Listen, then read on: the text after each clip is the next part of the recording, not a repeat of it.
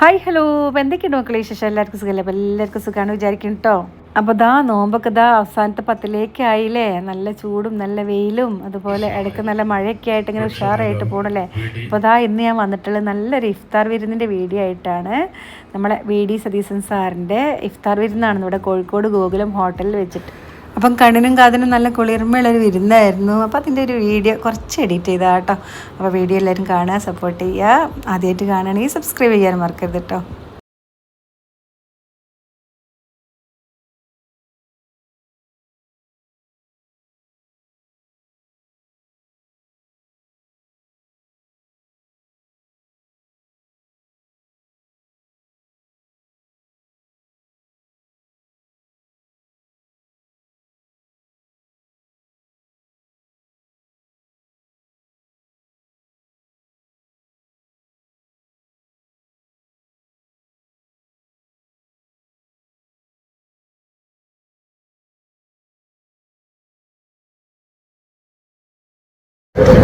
എനിക്ക് എന്ത് വാക്കുകൾ കൊണ്ടാണ് നിങ്ങളോട് മറുപടി പറയേണ്ടതെന്ന് എനിക്കറിയില്ല.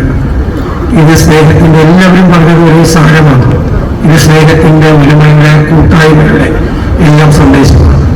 നമ്മൾ നേരിടുന്ന എല്ലാ വെല്ലുവിളികളെയും തോളോട് തോന്നിരുന്നുകൊണ്ട് നമുക്ക് ഒരുമിച്ച് നേരിടാം. അതിന് നമുക്ക് കഴിയും എന്നതാണ് ഇന്ന് നമുക്ക് ബോധ്യപ്പെടുന്നത്. ഈ വ്രതാനുഷ്ഠാനകാലം കഠിനമായി ചൂടിൻ്റെ ഇടയിൽ നിർവഹിക്കുന്ന എല്ലാ സഹോദരന്മാരെയും ഞാൻ പ്രത്യേകം ഓർക്കുന്നു.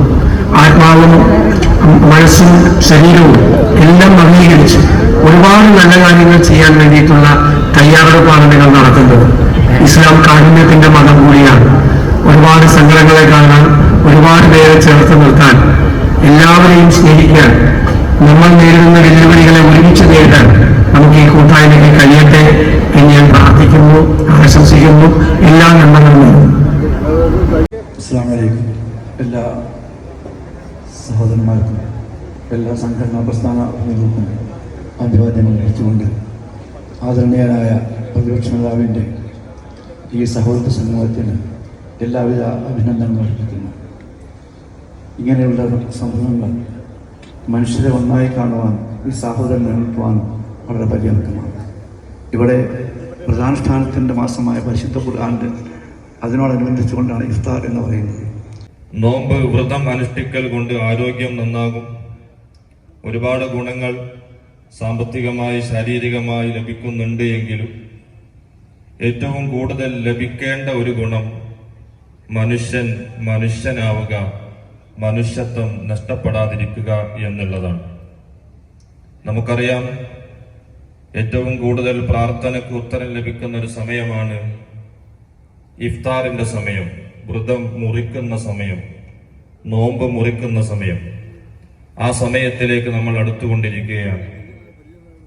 ഈ സമയത്ത് ഞാൻ പാവപ്പെട്ട ഫലസ്തീനികൾ, അവർക്ക് വലിയ വിജയം സർവശക്തൻ നൽകി അനുഗ്രഹിക്കട്ടെ.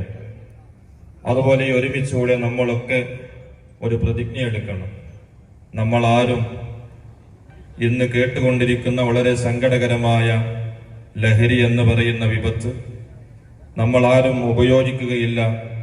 അതിനെതിരിൽ നമ്മളൊക്കെ ഒറ്റക്കെട്ടായി പ്രവർത്തിക്കും എന്ന തീരുമാനമെടുക്കുകയും അതിനുവേണ്ടി നമ്മളൊക്കെ പ്രവർത്തിക്കുകയും ചെയ്യണം.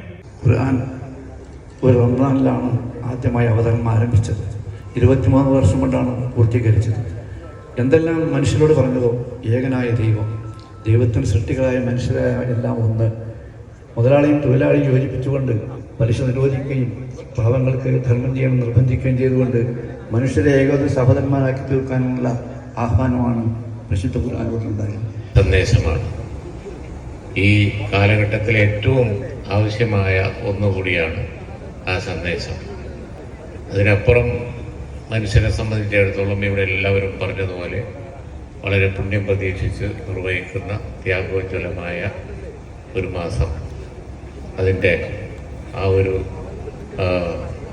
എല്ലാവിധ ധാർമ്മിക ബലവും അതിന് പിന്തുണയും ഒക്കെയായി കൂടിയിരിക്കുന്ന ഈ സദസ്സിന് എല്ലാവിധ ആശംസകളും. ഷിറസാഖ് പാലേ. Allah